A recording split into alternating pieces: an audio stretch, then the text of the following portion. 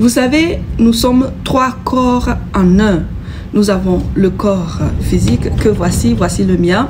Nous avons le corps, l'âme. Lui, on ne le voit pas, mais on le voit à travers ses manifestations. Et ces manifestations sont les émotions et le mental. Et puis, on a le 3e corps, le corps esprit. Et lui, on ne le voit pas non plus, mais on le voit à travers ses manifestations. Et ces manifestations sont l'intuition et la conscience. Alors, pour s'élever spirituellement, il faut prendre conscience qu'on n'est pas que corps. Et qu'au-delà de notre corps, on a d'autres corps, les 2 autres corps que je viens de citer. Et pour s'éveiller spirituellement, il faut que tous les 3 corps soient alignés.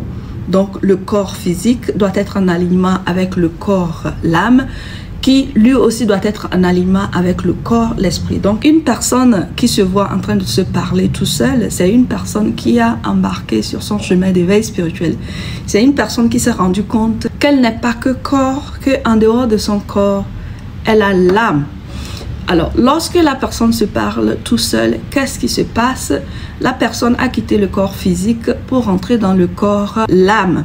Et dans l'âme, nous avons les émotions et le mental. Ce qui se passe lorsqu'une personne se parle tout seul, c'est que cette personne vit dans ses pensées. Lorsqu'on est à ce stade de l'éveil spirituel, on se rend compte qu'on est un être assez complexe.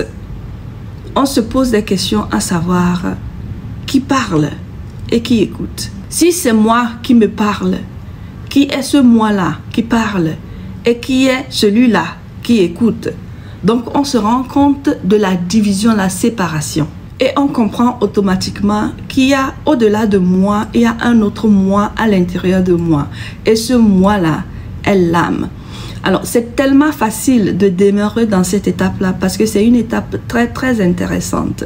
C'est comme un web, c'est comme une toile d'araignée. Plus tu découvres ce qui se passe en toi mentalement, spirituellement, plus tu vas vouloir découvrir ce qui se passe en toi.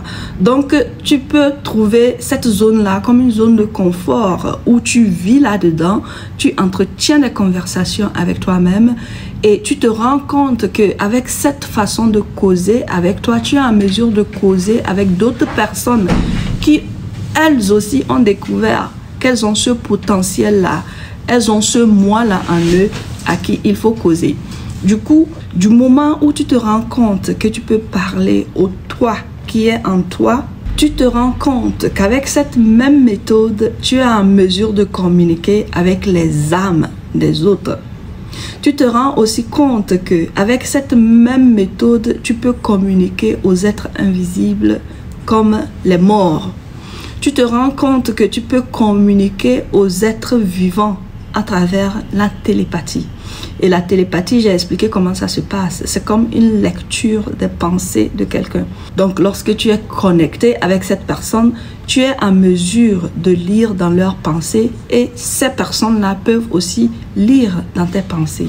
Donc, c'est comme une communication téléphonique live, directe et vous êtes en mesure de lire dans les pensées de la personne et vice-versa.